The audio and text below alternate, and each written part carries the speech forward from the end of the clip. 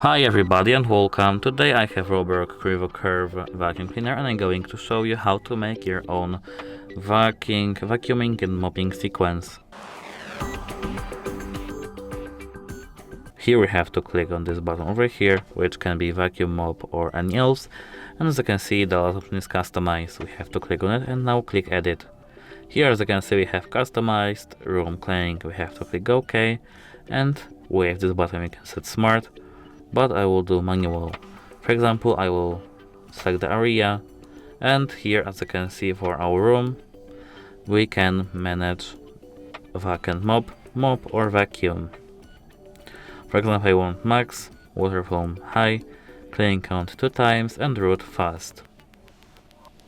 We can click OK with this tick button and our map is now updating.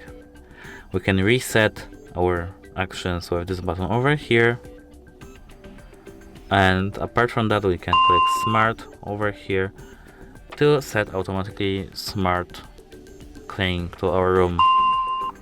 And as you can see, now something is set here, and as you can see this is the settings that are set.